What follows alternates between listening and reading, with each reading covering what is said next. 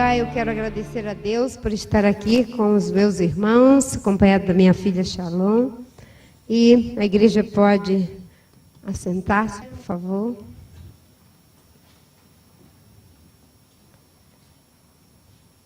Abram suas Bíblias em Efésios 4, os versículos 11 a 14. Mas eu quero primeiro agradecer ao pastor Daniel pelo convite que me fez para trazer a palavra essa noite. Eu me sinto muito honrada com esse convite de estar aqui na minha igreja para trazer a palavra. E eu aprendi isso com o nosso saudoso e querido pastor Sóstenes, de colocar título nas mensagens. Eu gostava muito quando ele fazia isso, né? Aqui na nossa igreja os pastores geralmente fazem isso. E eu botei um título para essa mensagem de hoje, que seria 100 vãs justificativas. 100 vãs justificativas ou 100 justificativas vãs. Vamos então ler a santa palavra. Diz a palavra de Deus. E ele mesmo deu uns para apóstolos, outros para profetas, e outros para evangelistas, e outros para pastores e doutores, e querendo o aperfeiçoamento dos santos para a obra do ministério, para a edificação do corpo de Cristo, até que todos cheguemos à unidade da fé e ao conhecimento do Filho de Deus, o varão perfeito à medida da estatura completa de Cristo, para que não sejamos mais meninos, inconstantes, levados em roda por todo vento de doutrina, pelo engano dos homens que, com astúcia, enganam fraudulentamente. É engraçado essa história de que os homens nos enganam e se enganam fraudulentamente. Minha querida pastora Eronilde, vamos ver, minha amiga Graça, enfim, todos os demais irmãos. Bem, quando eu fiquei pensando nessa palavra, eu pensei nesse título, não é? Sem vã justificativa, porque aqui tem uma coisa muito interessante. Jesus e Deus, o texto bíblico, ele é muito exigente. Não é uma exigência média, não é uma exigência forte, é a exigência máxima. Deus faz a exigência máxima. Não nivela absolutamente nada por baixo, meu querido pastor Arruda, minha amiga Olímpia. Não nivela nada por baixo, nem pela metade. É no topo, porque aqui a medida, a altura, a profundidade que ele deseja para nós, nada mais é do que até que todos cheguemos à unidade da fé e ao conhecimento do Filho de Deus, o varão perfeito, à medida da estatura completa de Cristo. Dá para a gente ter noção do que significa isso? Até que todos cheguemos, todos, a igreja, os que confessam a Jesus, a estatura perfeita, a medida completa. De quem? Da Marina, do pastor Adma Daniel, da irmã Herô, da Maria do João? Não. Cristo Jesus. Olha, não é fácil esse referencial que Deus nos dá como o que deveríamos imitar, o que deveríamos alcançar, o que devemos perseguir. E por que eu botei esse título sem vã justificativa? Nós estamos chegando no final de 2014.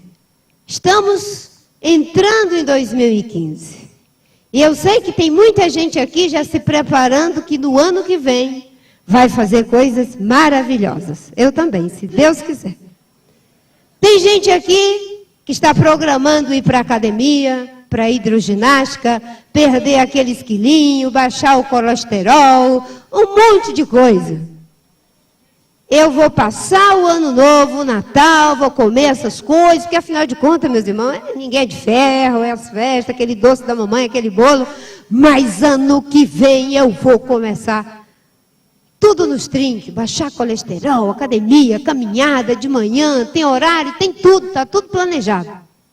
Tem gente que diz, bem, eu me esforcei, não passei no vestibular, não passei naquele concurso, mas esse ano eu vou estudar, nada de moleza, negócio de ficar dormindo até tarde, na internet, ver televisão, nada disso, é estudo, vou passar no concurso em 2015.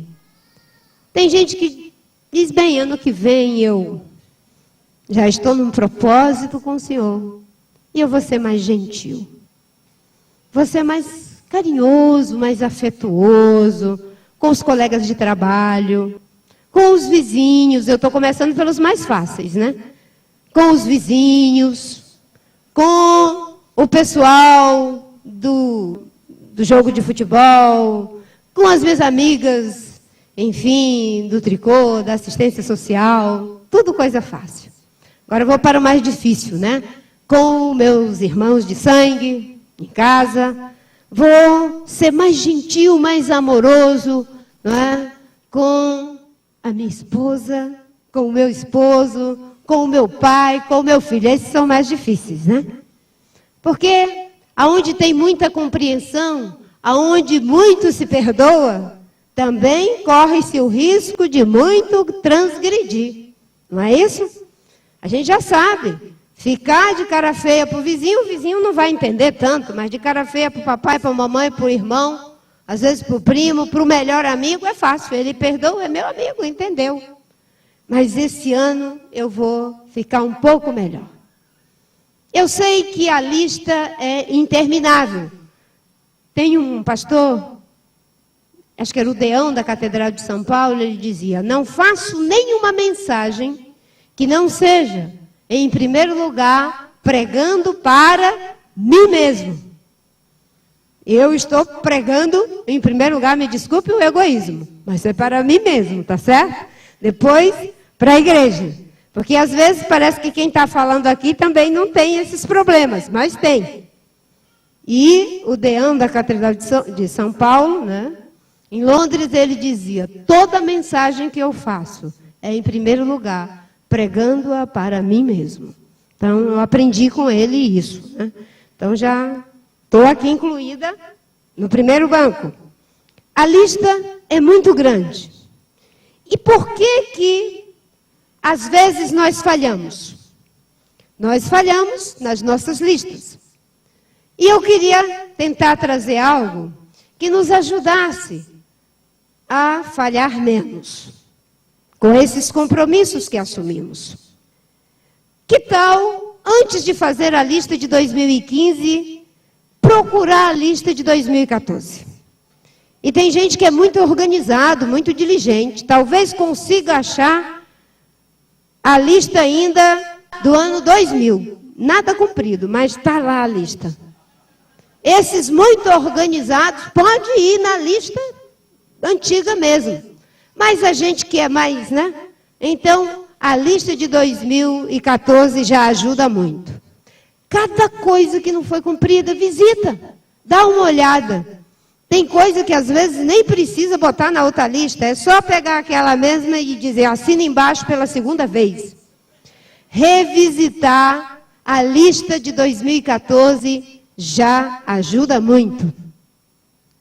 Dá uma perguntadinha para o Senhor. Senhor, é isso mesmo que deve estar na minha lista de compromissos que eu estou assumindo comigo mesma, principalmente, e contigo? Talvez Deus queira acrescentar algumas coisas, tirar algumas, enfim. Colocá-la diante do Senhor. Senhor, o ano passado eu fiz esses compromissos. Que vergonha, não cumpri com nenhum. Me ajuda, Senhor, que esses compromissos assumidos agora, eu possa cumprir. Isso já ajuda. Revisitar. Eu aprendi essa palavra revisitar com o Itamaraty. Eu lembro que quando eu era ministra do Meio Ambiente, chega esse momento difícil da economia, o ministro da Fazenda e do Planejamento, corte do orçamento. Os ministérios de custeio, corte. Só os de investimento é que eram poupados. O meu era de meio ambiente, era custeio. E eu sempre dizia, não vou concordar, eu quero rediscutir esse corte aí, eu quero reabrir essa discussão. E aí um dia o Celso Amorim disse, Marina, a gente não fala assim, eu quero reabrir essa discussão. O presidente da República, no Itamaraty, a gente diz assim, eu quero revisitar. Aí eu vi, mas que coisa chique esse negócio de revisitar, não é? Presidente, por favor, eu gostaria de revisitar o meu orçamento. Não é mais delicado você dizer para o presidente da República, eu quero rediscutir esse negócio desse corte, não é? Aí eu digo, olha esse povo do Itamaraty, esse negócio de negociação. Nunca mais eu disse, eu quero revisitar esse assunto. E eu gosto de revisitar assuntos. Então, vamos revisitar a lista de 2014. E ao revisitar a lista de 2014, vendo o que não foi cumprido, quem cumpriu, parabéns, glória a Deus. Mas uma coisa que nós vamos encontrar, que não está ali, e que vão aparecer no momento da revisita, pode ser algo muito interessante. Vai aparecer muitas justificativas. Eu não fui caminhar porque, afinal de contas, eu trabalho tanto. E chego tão tarde, e tenho que acordar tão cedo. Como é que eu vou acordar mais cedo ainda para ir naquela esteira ou para dar aquela caminhada? Eu não fui mais gentil, porque, afinal de contas, meu irmão, meu marido, minha esposa, meu primo, meu vizinho, não colaborou. Sinceramente, como é que a pessoa consegue ser mais gentil com uma pessoa que tem aquele temperamento? Eu não consegui estudar, porque também, sinceramente, né, a gente se esforça. E quando a gente olha lá na lista, é uma vaga para 10 mil candidatos. Não dá nem vontade de estudar. Justificativa é o que não vai faltar. Não falta justificativa. Mas olha que o mestre e o Deus, nosso próprio Deus, diz que a gente deve seguir a estatura do varão perfeito. E sabe o que eu descobri no varão perfeito? É que ele não se justificava. Ele diz, é Deus que me justifica. Não se justificava.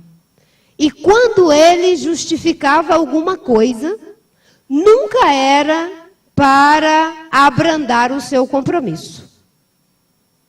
Era para radicalizar no compromisso. A gente geralmente, quando dá uma justificativa, irmã Marina, a palavra não foi boa, mas irmãos, eu não tive tempo, eu não consegui preparar adequadamente, vocês sabem, é uma vida corrida. É sempre para aliviar o compromisso. Para afrouxar, usando um termo nordestino e nortista, o compromisso. Mas Jesus, quando ele dava alguma justificativa, e que ele próprio estava envolvido, não era para minimizar o seu compromisso. Pelo contrário, a justificativa era para assumir com mais radicalidade o compromisso. E vocês podem encontrar isso quando o próprio Jesus, ele vai para o deserto, e lá no deserto, ele, acho que é em Lucas 5, 23, 24 por aí, vai em frente. Não, essa aqui é outra passagem. Mas é aquela passagem da tentação no deserto. Você nota que a situação é totalmente legítima. Fome, cansaço.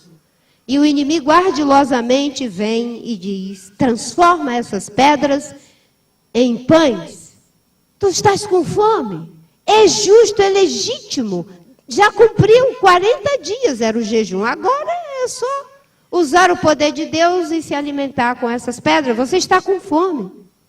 O inimigo nunca vem com coisas que são banais, muito as claras.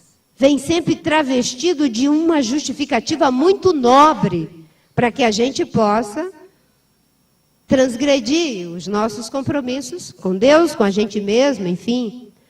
E, nesse momento, Jesus usa uma boa justificativa. Ele diz, nem só de pão vive o homem. Ele diz isso para comer? Não, ele diz para continuar com fome.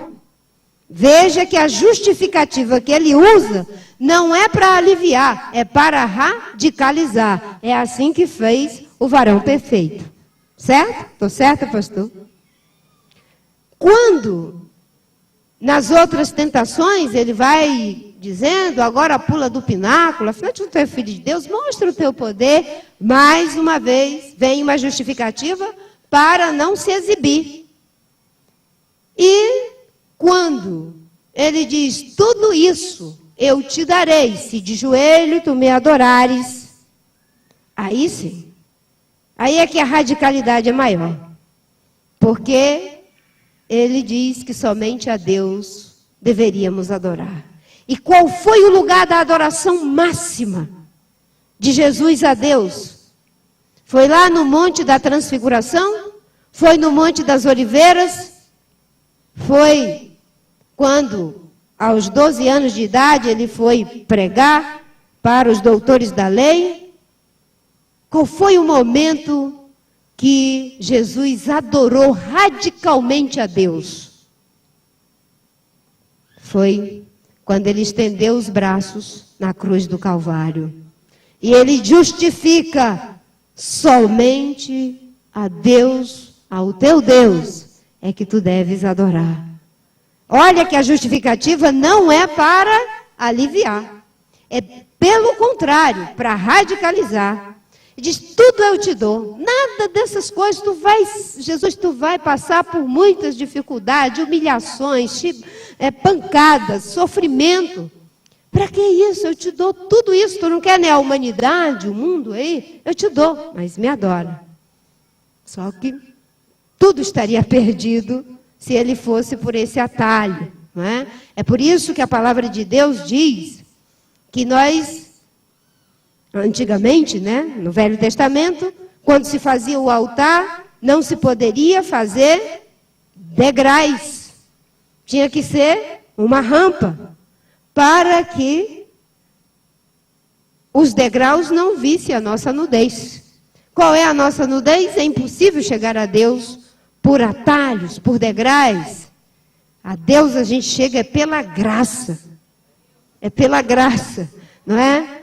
Então, Jesus não quer atalho, não quer degraus, e ele diz, eu vou justificar essa história de que não devo te adorar. Eu vou dizer que só a Deus é que a gente deve adorar. Para radicalizar no compromisso, eu vou preferir ir lá para a cruz do Calvário. Vou passar por tudo isso que esse bicho feio está dizendo que eu não devo passar, eu vou passar. Porque é lá a minha adoração máxima ao Pai, a minha obediência máxima ao meu compromisso. E é engraçado que quando ele está crucificado, lá na cruz do Calvário, e aqueles dois estão blasfemando, e ele olha para a humanidade que fez aquela, para todos nós que fizemos aquela atrocidade com ele, e ele faz uma longa justificativa de por que nós estávamos fazendo aquilo com ele, porque é muito fácil a gente achar que foi o povo da época, não foi? Fomos nós todos que estamos aqui, pecadores, que fizemos aquilo com ele. Ele salvou toda a humanidade. Ele faz uma imensa justificativa dos nossos erros, dos nossos problemas. Não. Ele primeiro diz a palavra mais importante: Pai, perdoa. E aí ele justifica. Por quê? Eles não sabem o que fazem. Certo? Ele não justificou absolutamente nada. Ele primeiro pediu ao Pai que nos perdoasse. E depois ele vem com a justificativa. Pai, perdoa. Ele poderia dizer, esse povo não sabe o que faz. É tudo, tem escama no olho. Perdoa, Pai. Mas ele primeiro diz, perdoa. E em seguida ele completa, eles não sabem o que fazem. Você vê que Jesus não perdeu tempo em ficar justificando as coisas. E quando justificava, não era para afrouxar o compromisso, era para radicalizar no compromisso. Então, nesse final de ano, olhando para a estatura do varão perfeito, quem tiver o compromisso de vou ler mais a Bíblia, vou fazer aquele propósito de ler a Bíblia durante o ano inteiro, sem justificativa, de que não tem tempo, de que vai dormir tarde, de que a vista está curta. Aí compra um óculos novo, sei lá, pede de presente, aproveita de presente agora com o filho, com a filha. Olha, eu fiz o compromisso, é até bom para pedir o presente. Né? Eu fiz o compromisso que eu vou ler a Bíblia o ano todo. E a irmã Marina ainda veio com aquele negócio de que não tem justificativa. Então meu filho, em vez daquele presente de eletrodoméstico, para que eu faça bolo gostoso para você, eu não quero. Eu quero um óculos novo, para que eu possa ler a minha Bíblia. Tem umas irmãs aqui, da melhor idade, está todo mundo rindo, eu acho que estão gostando da dica. Para que eu possa ler a Bíblia. Esse é um momento importante, é o momento de assumirmos compromisso com o Senhor, diante do seu altar, do que queremos fazer para melhorar a igreja.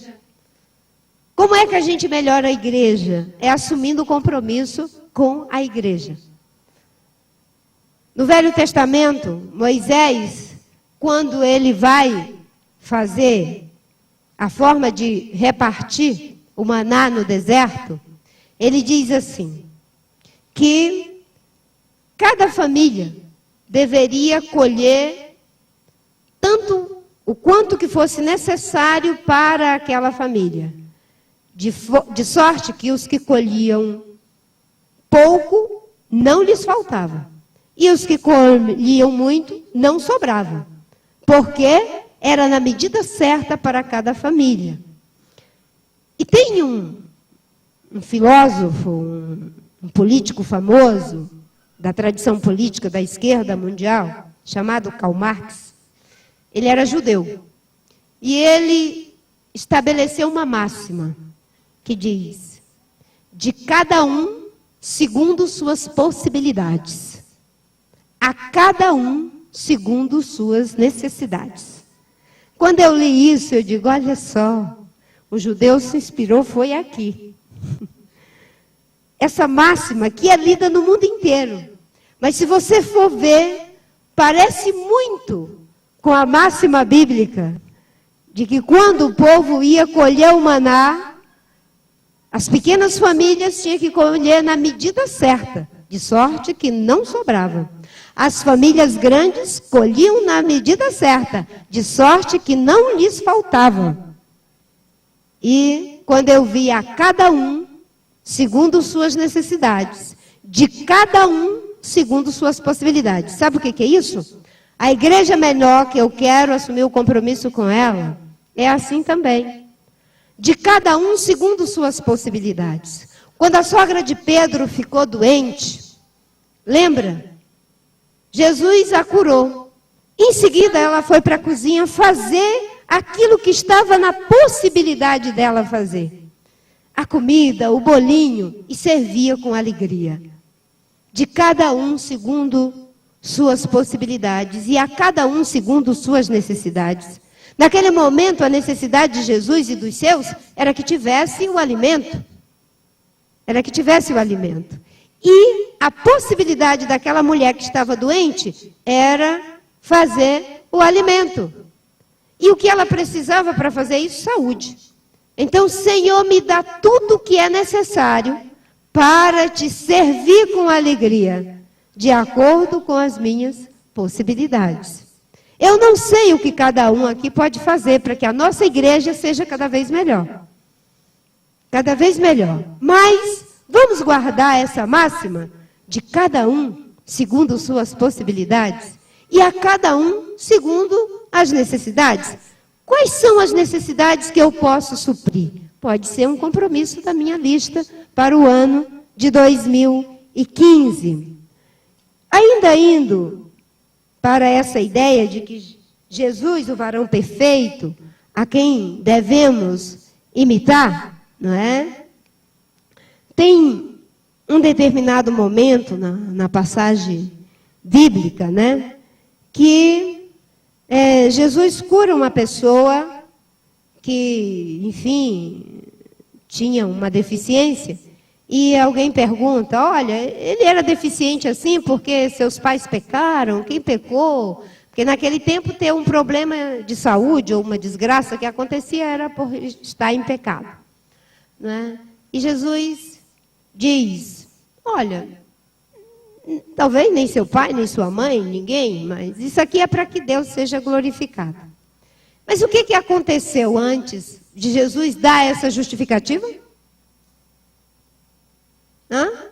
Ele já havia curado. Ele já havia curado. Depois é que ele justifica. Até para a glória de Deus, ele faz primeiro a bondade de curar. E depois ele justifica. Não é? E justifica na prática, porque de fato Deus foi glorificado com aquela cura maravilhosa. E que maravilha! E muitos de nós que às vezes passa por uma dificuldade, é para que o Senhor possa ser glorificado. É muito bom glorificar a Deus quando a gente está, como dizem os jovens, né, de boa. Mas de boa, a gente geralmente não tem muita facilidade de glorificar a Deus. É engraçado que quando tudo está bem, uma vez eu vi uma pregação aqui de um pastor que dizia assim, olha, Deus é muito fracassado. E eu achei muito interessante, porque tudo que não dá certo, a gente diz, ei, irmão, foi a vontade de Deus. Quando dá certo, a gente diz, mas eu estudei, mas meu chefe acha que eu sou muito competente, e eu fui promovido, claro, glória a Deus, com tantos talentos que eu tenho para glorificar ao Senhor. Não é? Mas quando não dá certo, foi a vontade de Deus. E eu me rendo. Esse fracasso aqui, vontade de Deus. Não é porque eu não estudei. Não é porque eu sou um péssimo funcionário. Isso é a vontade de Deus. E quando eu vi essa pregação, eu digo, olha só, como as coisas são dissimuladas, né?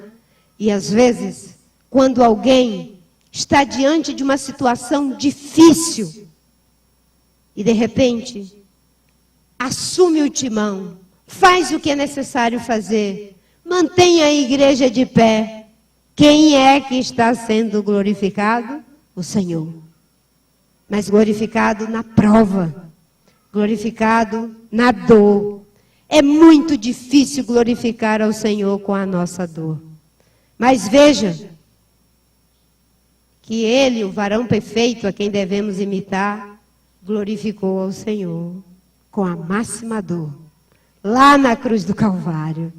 E a gente, muitas vezes, a gente quer ser melhor do que Jesus. Tem uma esperança. Você quer ter sucesso em absolutamente tudo? Ame a Deus. Qual é a fórmula do sucesso? Amar a Deus.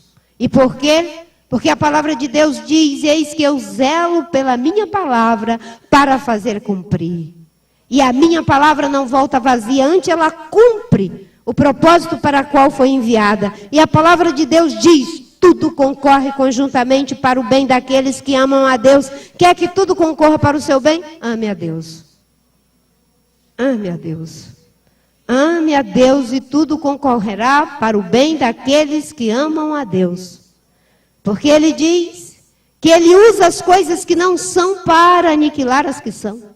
As coisas vis e desprezíveis para os seus divinos propósitos. Olha, que só mesmo Deus para fazer isso. Porque quando as coisas estão tudo fáceis, pastor Arruda, aí a gente pensa que é a gente que está glorificando Deus. E não Deus que está se glorificando naquilo que a gente está vivendo. Eu quero agradecer profundamente a Deus por todos aqueles que fizeram compromissos de 2014. Vamos revisitar a lista. E vamos glorificar ao Senhor, assumindo compromisso com a lista. Não pode ser compromissos absurdos também, né, irmão? Porque a gente não é onipotente, a gente é ser humano de carne e osso. Vocês sabem que teve uma pessoa que fez um compromisso de tolo, um voto de tolo. Quem foi? Saul. No meio de uma guerra, todo mundo tendo que ficar forte para brigar, para lutar, e ele decreta um jejum. Ninguém pode comer, ninguém pode beber. E os soldados desmaiando, ficando com a vista escura. Até que Jonatas pega a ponta da espada e lambeu um pouquinho do mel. E a vista clareou. Tem coisas que a gente se compromete sem orar. Sem pedir a Deus se é isso mesmo o compromisso. Então tem que ter sabedoria. Porque Deus não quer que a gente também assuma compromisso que não são compatíveis. Por isso que o Espírito Santo sabe pedir melhor por nós do que nós mesmos. Então vamos pedir uma ajuda do Espírito Santo. Quais são os compromissos que devemos assumir para o ano de 2015? E acho que um compromisso importante a ser assumido em 2015, no primeiro item da lista, é: Senhor, que eu te ame sobre todas as coisas. Me ajuda a cumprir esse compromisso. Senhor, que eu ame o meu próximo como a mim mesmo. Me ajuda a assumir e a realizar esse compromisso. Senhor, que eu busque, em primeiro lugar, o teu reino e a tua justiça. E todas as demais coisas me serão acrescentadas. É bom começar fazendo a lista de compromissos com os compromissos estratégicos. Porque sem esses compromissos, aqueles penduricalhos que a gente quer, emagrecer, ficar mais bonito, um casamento, um emprego, um concurso, vai ficar mais difícil. Quando você faz o compromisso estratégico antes, os demais lhe serão acrescentados. Não é? Lhe serão acrescentados. Eu gosto muito do Salmo 91. Logo que eu me converti, eu ficava a minha Bíblia aberta no Salmo 91. Depois que eu comecei a levar um monte de pito nos sermões, tem os irmãos que ficam aí com o Salmo 91, eu parei. Mas logo no começo, eu gostava de ficar com o Salmo 91 aberto. Até que um dia eu ouvi uma pregação que o pastor dizia: aquele que habita no esconderijo do Altíssimo, à sombra do Onipotente descansará. Ponto. E aí a pregação inteira sobre esse primeiro versículo. E de fato, direi do Senhor, Ele é o meu Deus, o meu refúgio, a minha fortaleza, nele confiarei. Porque Ele me livrará do laço do passarinheiro e da peste perniciosa. Ele me cobrirá com suas penas e debaixo das suas asas estarei seguro. A sua verdade é meu escudo e broquel. Por isso não temerei espanto noturno, nem seta que voe de dia, nem peste que ande na escuridão, nem mortandade que assola meio-dia. 1000 cairão ao meu lado, 10.000 à minha direita, mas eu não serei atingida. Somente com os meus olhos olharei e verei a recompensa dos ímpios. É um salmo maravilhoso. Mas tem uma chave no salmo. Qual é? É o versículo 1. Aquele que habita no esconderijo do Altíssimo. Se você não habita no esconderijo do Altíssimo, então o resto é conversa fiada. Por isso, os compromissos estratégicos para habitar no esconderijo do Altíssimo, que é amar a Deus sobre todas as coisas, ao próximo como a si mesmo, buscar em primeiro lugar o seu reino e a sua justiça, e todas as demais coisas lhe serão acrescentadas. 1000 cairão ao meu lado, 10.000 à minha direita e eu não serei atendida, é um acréscimo. Por quê? Porque eu habito no esconderijo do Altíssimo. Qual é a chave? Eu amo a Deus sobre todas as coisas, o meu próximo como a mim mesmo, e busco em primeiro lugar o seu reino e a sua justiça. E todas essas coisas me serão acrescentadas. O Senhor nosso Deus não joga conversa fora. Tudo é coerente, milimetricamente coerente. Porque Ele quer para nós o melhor. Não é uma teoria, não é uma filosofia, é uma vida. Jesus não fez absolutamente nada que Ele não tivesse vivido. Tudo o que Ele dizia era o que Ele vivia. E para encerrar... Bem, eu vou montar aqui, não estou dizendo que a gente não deve treinar não, irmão. Eu só estou dizendo que o varão perfeito é heterodoxo. Mas ele é o varão perfeito, né? Vamos treinar uma equipe de louvor. Ótimo, tem que treinar a equipe de louvor. Vamos fazer com que o pessoal das finanças entendam de finanças, tem que entender de finanças, senão... Então a nossa lista de compromisso deve ser revisitada, feita novamente e, sobretudo, honrada, sem justificativas vãs, ao final de 2015, para mim e para você, porque nenhum de nós pode se justificar, é Deus que nos justifica. Que o Senhor abençoe essa igreja e nos ensine, nos dê sabedoria a honrar os nossos compromissos com Ele. Na oração, encontro calma. Na oração, encontro paz. Você está em casa? Vamos orar por você também. Coisa boa. Oremos. Senhor Deus, queremos te agradecer por todos aqueles que estão colocando as suas vidas diante de ti, estão te recebendo como Senhor e Salvador, estão se abrigando debaixo do teu amor, sendo justificados pela tua graça. Tu és maravilhoso, Senhor. Recebe a cada um deles como filhos mesmo, essa é a tua promessa. Deus, abraça-os, perdoa-lhes as faltas, os pecados, que os seus nomes estejam arrolados no livro da vida, ó Deus, e que a gente viva a eternidade, passe a eternidade juntos te exaltando assim. Ó Deus, e a todos nós, ajuda-nos a cumprir com aquilo que temos prometido, ou que temos colocado como prioridade na nossa vida, e perdoa-nos por, na nossa lista de prioridades, muitas vezes nos esquecermos de ter o Senhor sobre todas as coisas, nos esquecermos de que precisamos amar os nossos semelhantes como a nós mesmos, ó Deus, e de buscar o teu reino, tua justiça, antes de qualquer coisa. Perdoa-nos, mas estamos assumindo esse compromisso contigo hoje, e as demais coisas, Senhor, também estamos listando, e não queremos justificar nada, nós queremos te amar sobre todas as coisas. E se a gente não estiver dando conta, o Espírito nos impulsiona, nos inspira a fazer isso melhor. Trabalha na nossa vida para que possamos, Espírito, amar o nosso próximo, o nosso semelhante, como a nós mesmos, ou até melhor do que nós mesmos.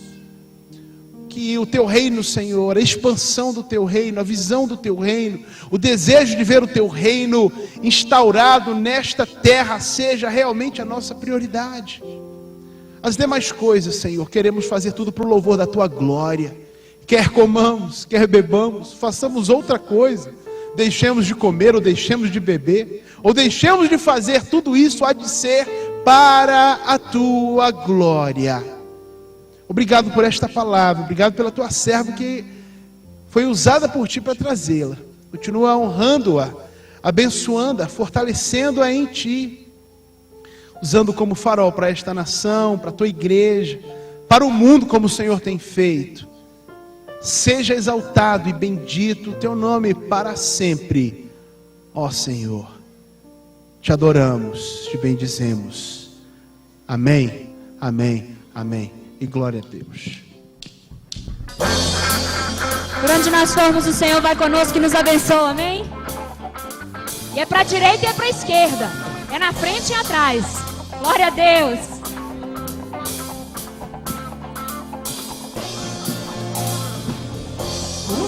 A tua bênção me seguirá. Onde eu colocar as minhas mãos, prosperará a minha entrada e a minha saída. Bendita será, pois sobre mim há uma promessa.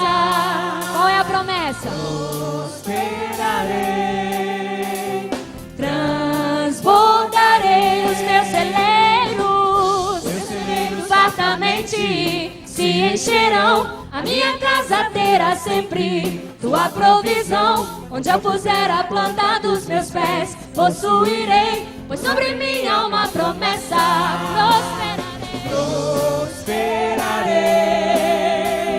transbordarei, para a direita, para a esquerda, na minha frente e para trás. Para a direita, para a esquerda, na minha frente e para trás. Por todo lado, oh, sou abençoado, yeah. Em tudo que eu faço, oh, sou abençoado, yeah.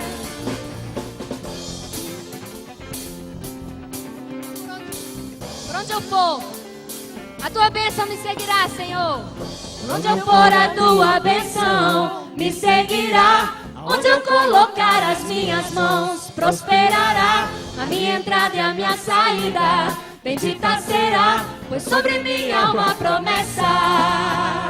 Prosperarei, transbordarei, os meus celeiros fartamente se encherão. A minha casa terá sempre tua provisão. Onde eu puser a planta dos meus pés, possuirei, pois sobre mim há uma promessa. Prosperarei, transbordarei, para a direita, para a esquerda, na minha frente e para trás. Para a direita, para a esquerda, na minha frente e para trás. Por todo lado, oh, sou abençoado, yeah. Em tudo que eu faço, oh, sou abençoado, yeah. Toda sorte de bênção, toda sorte de bênçãos o Senhor preparou para mim. E em todas as coisas eu sou mais do que vencedor. Por todo lado, oh, sou abençoado, yeah. Em tudo que eu faço, oh, sou abençoado, yeah. Por todo lado, oh, sou abençoado, yeah. Em tudo que eu faço, oh, sou abençoado.